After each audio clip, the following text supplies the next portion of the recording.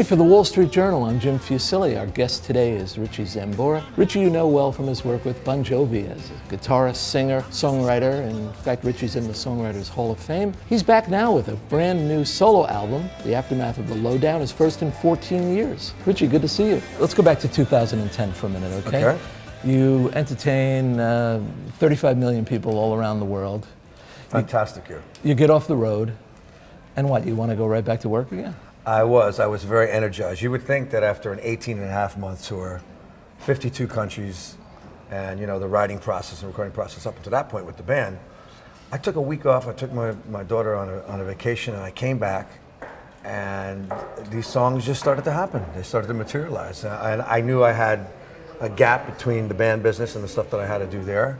And I hadn't made a solo record in almost a decade, and so I decided to start throwing down and see what would happen. Yeah. Now, are you one of those people that always has a guitar at hand, or yes? Oh, Yes. So you don't? Do you block aside time to write, or do you wait? Oh, you know what? I write both ways. Sometimes it's a divine intervention thing, and other times I am very much of an old school kind of brill building guy, where I say today, let's write something, because you know when you're writing a song, it's basically you're checking in with yourself. Right.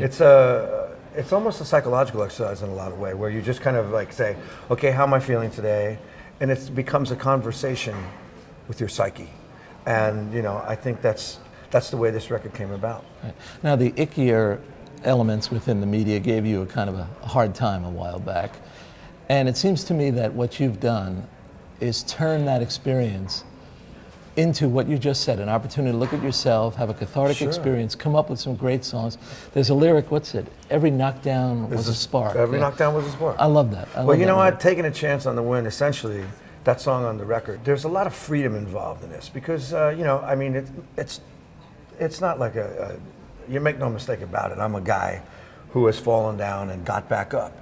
And it's been, you know, I'm happen to be in one of the biggest bands in the world, so you know it was highly publicized, all that stuff. So I had to, you know, go through that in the public eye. But honestly, it's a record about triumph and the freedom on the other side of getting through those hurdles. And obviously, you know, with I don't know if it's with everybody, but with men, I think especially, without pain, there's no evolution, there's no gain. So you have to kind of go through things in your life to grow up, and I think that's essentially what this record was about. You know? Yeah, one thing, I mean, I like a lot of things about the record, but one thing I like is you really do take a hard look at yourself, and you pose questions, and you come up with some answers.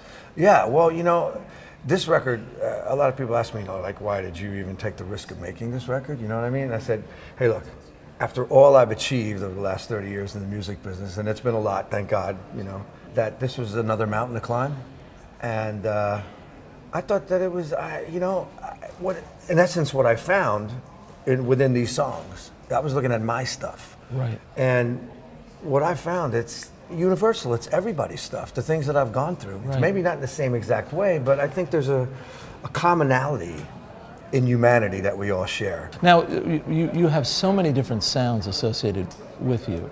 And you do explore a lot of different genre on this album. Yes. But such a great guitar sound on this album. It's just a raw, crunchy, squealy sound, and you really let yourself go.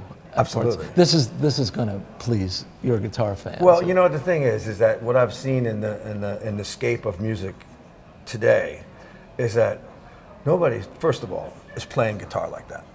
You know what I mean? Right.